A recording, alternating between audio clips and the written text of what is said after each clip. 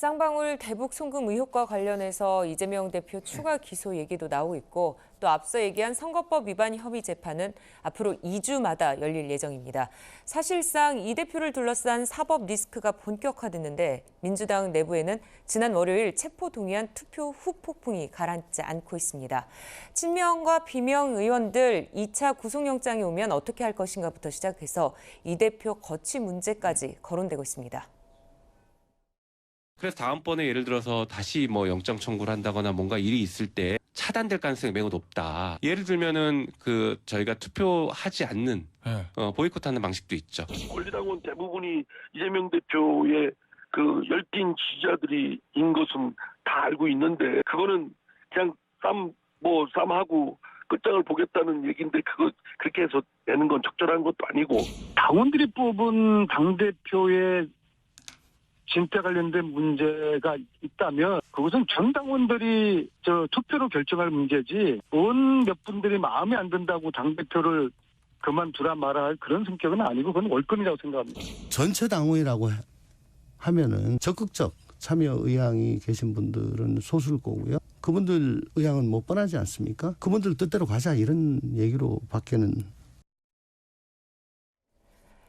네, 보신 것처럼 민주당 내부가 시끌시끌합니다. 국민의힘 하태경 의원은 이재명 대표 체포 동의안이 또 오면 민주당 이탈표가 최대 100표까지 될 것이라면서 이렇게 되면은 무조건 분당이다. 이렇게 얘기를 했는데요. 이현정 의원님, 네. 당이 쪼개질 상황까지 지금 가고 있는 건가요?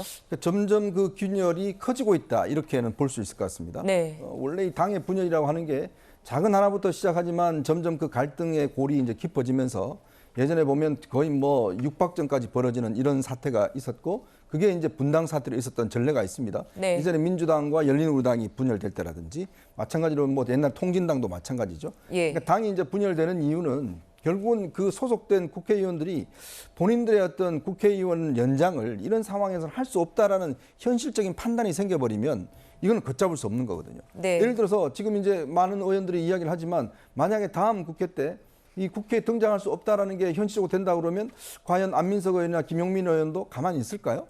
저는 안 그렇다고 보거든요. 네. 아무리 지금 이재명 대표를 옹호하지만 본인이 국회의원이 떨어진다 그러면 아무 소용이 없지 않습니까? 그게 바로 현실적이라는 거예요.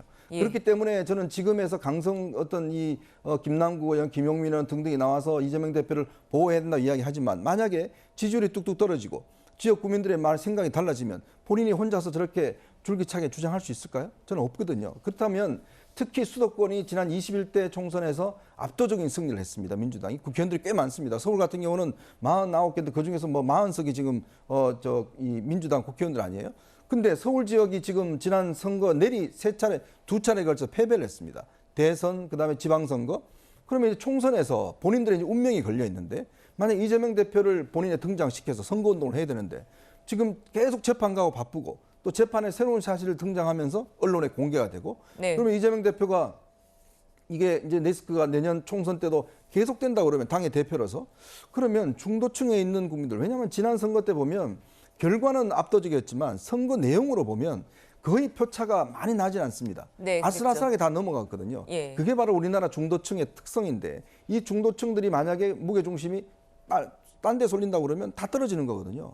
그런 의미에서 지금 의원들 같은 경우는 본인이 어떤 이재명 대표 불호가 아니라 본인들의 생존권을 가지고 저는 지금 이 문제를 접근하고 있는 거 아닌가. 그리고 앞에 나와 주장하는 이재명 대표를 옹호해야 된다는 분들도 아마 지역구 분위기가 달라지면 그분들도 제가 볼 때 제일 먼저 침묵할 사람으로 저는 보입니다.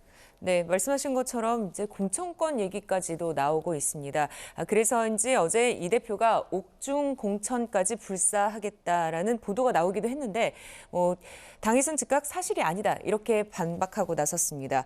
어쨌든 간에 이 대표 사퇴론에 대해서 선을 긋고 있긴 하지만 리더십이 시험대에 오른 건 분명해 보이는데요. 최진봉 교수님, 네. 이번에 가결 혹은 기권 등으로 또 이재명 총선 불가론을 보여준 민주당 의원들 어떻게 해야 함께 갈 수 있을까요? 저는 이제 이재명 대표가 그런 얘기를 했어요. 여러 번 지금 페이스북이나 아니면 당원들한테 직접 문자도 보내고 이래서 공격을 좀 삼가해 달라고 요청을 하고 있는 상황입니다. 당이 단일 대우를 이루어야 한다고 얘기를 하고 있기 때문에 물론 당원들 중에 분노한 사람들이 많아요. 분위기 자체는 제 주변에 있는 분들도 상당히 격앙돼 있는 상황이에요. 그래서 그 부분을 완전히 막을 수는 없기로 이재명 대표는 가능한 한 함께 가기로 원하고 있는 것 같고요. 네. 그래서 아마 그분들도 이재명 대표의 말을 어느 정도 수용할 거라고 저는 봅니다. 그래서 가능하면 같이 가도록 노력하고 공천권 문제가 사실은 키예요. 저는 그렇게 봐요. 지금 비명계라고 분류되는 분들이 이렇게 세력화를 하려고 의도를 갖는 것도 본인들이 다음번 총선에서 공천권에서 탈락하지 않을까 하는 우려라고 저는 보거든요. 네. 그런 부분에 대해서 이재명 대표가 명확하게 아마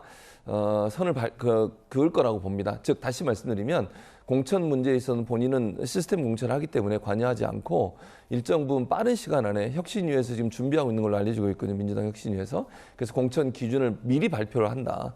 그런 과정을 통해서 지금 이제 혹시나 본인들이 배척당하지 않을까에 대한 우려를 갖고 있는 비명계 소위 이런 분들의 어떤 걱정 이런 부분들을 좀 상쇄하는 쪽으로 가지 않을까 하는 생각이 들어요. 그래서 공정한 경쟁을 통해서 공천이 이루어질 거라고 하는 그런 기준을 제시하는 방식을 통해서 이재명 대표가 아마 이제 함께 갈 수 있는 방안들을 찾는 그런 노력들을 할 것으로 생각이 됩니다. 네, 이런 가운데 이재명 대표 강성 지지층은 이 대표 불체포 동의안 관련 부결 혹은 기권표 책출에 나섰고 이낙연 전 대표 제명도 요구하고 있습니다.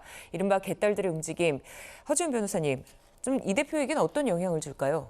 이런 부분이 상당히 이제 우리 민주정당에서 과연 이 당원들의 주인이 국민인가 아니면 당심인가 뭐 이런 부분에 따라서 달라질 수 있는 것 같아요. 네. 그런데 지금 이재명 대표도 나서서 그런 부분에 대해서 좀 자제해달라고 요구를 하지 않았습니까? 지금 추후에 앞으로 체포동의안 또 올지도 모르고 당내 분열이 부정적인 영향, 어떤 영향을 줄지도 모르는 상황에서 물론 강성 지지자들의 어떤 지지가 힘이 되고 도움은 될 수 있겠지만 장기적으로 봤을 때는 이재명 대표에게 이것이 약이 아니라 도구로 작용할 가능성도 있어 보입니다. 네. 그래서 당심에 대한 의견들을 표명하는 것은 뭐 긍정적인 부분이고 뭐 상향식 민주주의의 측면에서 좋을 수 있지만 이것이 장기적으로 봤을 때 이 대표에게 도움이 되는지는 좀 생각을 해봐야 될 부분이 아닌가 싶습니다. 네, 국민의힘도 전당대회 룰을 100% 당원으로 개정을 하면서 민심과 괴리가 되는 게 아니냐 이런 얘기가 있었는데요. 민주당 역시 그런 얘기가 나오고 있습니다.